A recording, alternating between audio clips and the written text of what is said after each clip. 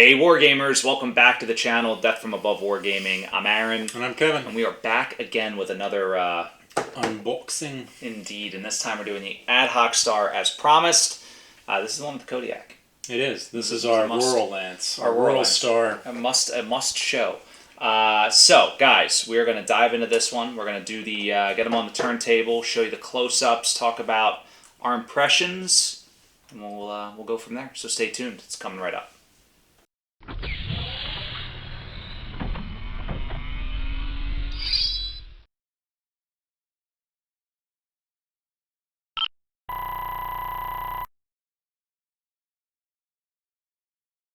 All right, and we are back. Kevin, the honor, sir.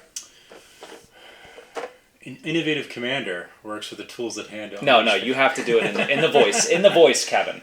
Wow. Do it with the voiceover. Off camera. There has to be like the... Kevin did an amazing voiceover of the back. I'll do it. It's just you have to do it to like a black screen, right? I'll do it while the mechs are spinning on the green screen. I love it. All right, so Alpha Strike cards again. One for every mech, so you get 5 here. Pack Hunter, Howler, Hellion, Fire Falcon. So you get some good stuff in here. The Howler 3, which is also known as the Devil, by the way. I didn't realize they had nicknames. Only that one. Only that one. None of the other ones. Keep them here because I don't really know that well. The Pack Hunter, the Howler. I mean, I know the Howler, but never actually used one. I just know the Kodiak has like 14 different weapons on it. Using it in Classic, it's like 3 hours to shoot it. Really good stuff here. Who are our pilots? A lot of one-namers? So we got like Bria Snuka, blah, blah, blah, blah, right? And then it's just like Ella and Alex. Yo. And Penny. Yeah. So, lots of one-namers. But we got some good stuff in here. You know, all the pilot cards. They've got a little backstory, which... I gotta read this one. Sure. This is Bria Snuka. Bria Snuka is a very small mech warrior, causing people to dismiss her outside the cockpit. Most of the time, she seems timid, speaking in a low voice, and rarely objecting to anything. All of that changes when she sits in the command couch of her cockpit. I mean, I would change too if I was sitting in a cockpit of a Kodiak. I would be the biggest jerk in the inner sphere. I'd be Jimmy Fly Snuka, not Bria Snuka anymore. Jimmy Fly. Her voice hardens as she commands her cluster with whip-like orders that no one dare ignore. Her fighting style with the Kodiak is up close and personal. Makes sense. She's got Sandblaster for the LBX-20. Very cool. Love it. I think some of these might have been like characters, but maybe not. I'm not really sure. I'm not sure if characters only made it in the BattleTech some are in there. A few of those seem like they're like Alex. I'm sorry, Alex, but you should have picked the last name. The one thing that Tom noticed that I also love is the inside of every box. Yeah, has the little diorama. The little diorama. It's just fantastic. The artwork is so cool. And I made this comment before, but it's just like the kind of thing you see on a shelf in Barnes & Nobles, and you're like, sure. I hope that appeal Yeah. resonates when they eventually go. Yeah. Hopefully one day I see them on a store shelf. I saw an email today or yesterday. I saw it too, the Catalyst update. Where they reprinted like 10,000 boxes, so we'll buy at least 9,000. So that leaves 1,000 for everybody else. Right. I'll be waiting at Barnes & Noble. Like camped out with the tent. All right, so where are we starting here? Now, let's start with the ugliest, in my opinion. Okay. Admittedly, I have none of these Ironwind sculpts. I have only have familiarity with the Kodiak from Mech Warrior games. The others, I just know by name. Well, I know them from the TROs that I used to study when I was 15. Under your pillow. At night. Like, wake up with my flashlight on like a little sheet tent. The Baboon. I mean, it's definitely iconic, I guess, in the fact that you can recognize it from a mile away. There's that very squat, flattened head and torso. I like it because of the usability. I think it packs 3 LRM5s in the standard config. I don't know any of the additional ones, but it's cheap from a battle value perspective, and it's, you know, it's well costed. which in a clan force is hard to find. It is a second line mech, but I don't care. I just think anything that, again, that's not a mislinks, that doesn't disintegrate, and you can put it in your force. Well, there's a few in here. I believe the Pack Hunter, which I'll skip ahead to, is probably something that is like wildly inefficient with cost. Yeah, and I love the missile rack on the top. I love the big, the sort of signature big forearms of the Baboon, and right. Just the contours got sort of that like race car body on legs. Very cool. It I guess without a mini to compare it to, it definitely looks and feels like a Baboon. Looks and feels like a Baboon. And scaled right, of course. 20 tons looks good. And then since I mentioned it, let's just go right to the Pack Hunter. Love the gangly arms of the Pack Hunter. Did it always have arms like this? So the only Pack Hunter that I have outside of this is a Dark Age, like the old Mech Warrior Dark Age, like the bigger scale ones. And it did have some gangly arms. It's definitely not quite that gangly, but they were gangly. The other thing I love about this, check out the cockpit, check out the head. That is cool. It's definitely a cool looking one. I mean, the arms, that giant shoulder mounted, I'm guessing is like ERPPC or something. Who knows? Yeah. Gauss, something long range sniping. It's cool looking for sure. I think this is like a Civil War era, I think, mech as well. Like, it's a late era mech. It's definitely not like Original Invasion. Yeah, and it's a Clan Wolf special, I'm pretty sure. I think exclusive. I think is that the theme of the Ad Hoc Star? These are all like totem and exclusives. I don't know that. That's a great question. I know for sure that's Wolf and the Kodiak, clearly a Ghost Bearer style, but I don't know about the other ones. It's a great question. I do love, like I mentioned, the cockpit. I had said this in the unboxing. It's sort of like, it almost looks like a Tech Priest. I could paint this up and put on a circle base and like put it in a 40K army, and I don't think anybody would notice. That one definitely. I don't know how it compares to the original look, if there was one. But yeah, I'm not sure. But look at all the jump jet ports on the back. Right? I would love to paint up cool. that cockpit with just like a red, like a bright glowing. Yeah, I know exactly what you're saying here. Yeah, very cool. So that one's pretty cool. Although, from what I remember looking at it in the past, it's pretty expensive. For like a Pack Hunter. It's like what, like 25, 30 tons maybe? You know what we can do here, Kevin, as this is 2021, is I can use the internet and navigate to sarna.net. I thought we were just going to wing this and let people tell us how uneducated we are. That was the last one. Now I want to know what's on the Pack Hunter. I love Sarna. Guys, if you don't know what Sarna is, you need to check it out. So this is built in 3059. So you were right on the money with that one. And it is an ERPPC. Yeah. And it is expensive. $1369 for a 30-ton mech. It's not cheap. It's definitely not cheap. So that's the ERPPC alone is probably a huge cost. Well, it's that one. It's got one shot. Yeah, it's probably got like. It runs tons, or freaking 120 kilometers an hour. So it's 812. It's fast, and you always pay out the nose through the TMM. We talk about. And it's not an Omni, right? It is not. It's a second line mech. Yeah, and I think fact, all of none these of are. These, I think these are all second lines. Shall we move on? Yeah, you want to do the Hellion? Let's do the Hellion. Hellion. Hellion. I like that. Because I assume the Hellion was a nice Hellion. Hellion? Is it Hellion? Hellion? I say Hellion. I don't know. Booyah. I assume this is like one of their totem mechs or like a failed totem mech. For who? You think? Clan Ice Hellion. Oh, that makes so much sense. Oh yeah. So this one also 3059. 4 ER medium lasers, an LRM 10, and 3 Streak SRM 2s. At that point, just put an SRM 6 on it. Yeah. But who am I to judge? I'll tell you what though, the Streak SRM racks that it has are kind of cool looking. I mean, they're like these hexagon rather. Tubes. Yeah, it's very cool. And this thing has mask. So it moves up to like 150 kph with mask. And I can tell with the lasers it has and that, it's like this thing must as well be very expensive. 1,800 battle value, Kevin. 1873. to be precise. That is expensive. Yeah. And what is it? It's 30 tons. Could get myself an assault mech for that. You can get yourself an Atlas for that. Yeah. Yeah. And I'd put my money on the Atlas, I got to be honest. But we've talked about this. We've talked about the sort of the tax of TMM. They didn't design these mechs for the inner sphere. They did. It's clan on clan action. Right.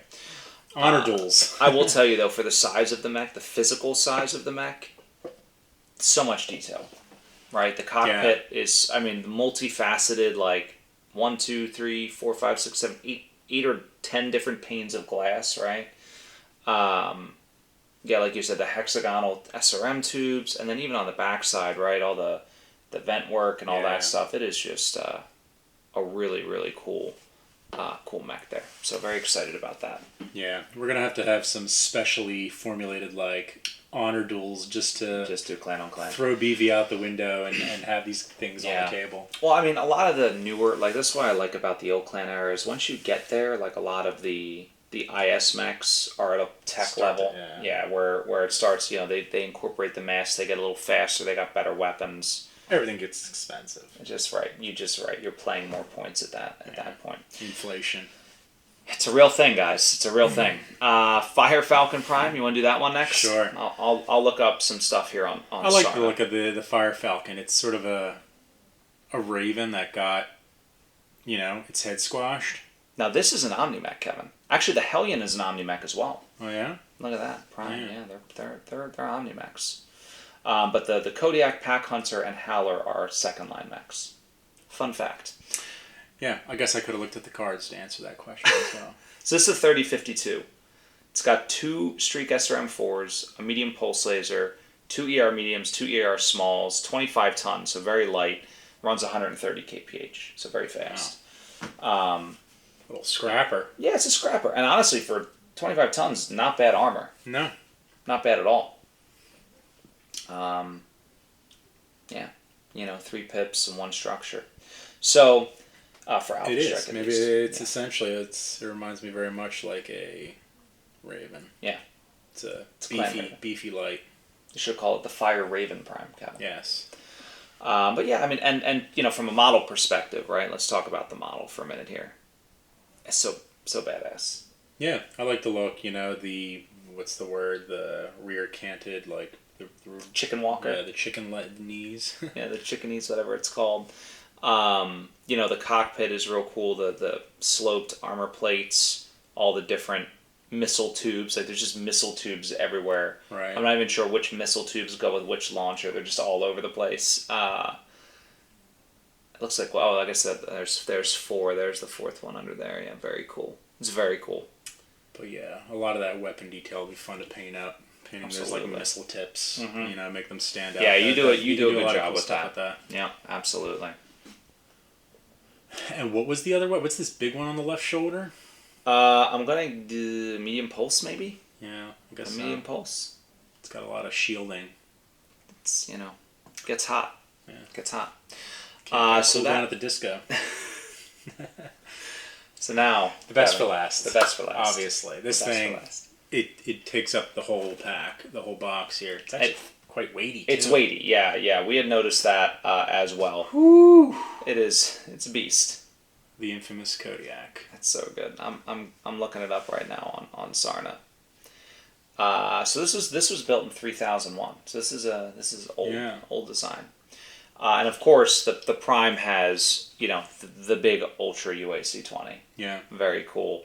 And I like how it's got sort of the 3 sub barrels in there, like it's rotating as it's firing. I think it's got 8 ER mediums. Yeah, so 4 on each arm. Big LRM rack on there. And the claws to boot. Actually, I'm sorry. No, they're twin Streak 6s on this variant, and an ER large. Wow, twin Streak 6s. That's crazy. The 2 or the 1? That's the standard. But this one is definitely filling its tonnage out. Is it 100? 100. Yeah. Meaty, Kevin. Look at the claws, too. Tom loved the claws. I think they're fantastic. Yeah, the claws are awesome. I mean, it's one of those few clan mechs that just looks like it wants to melee. Yeah. And I love every little detail, the shoulder armor plates, right? the gauntlets we talked about, the claws, but even the knee joints, like how meaty they are to carry this beast around the battlefield.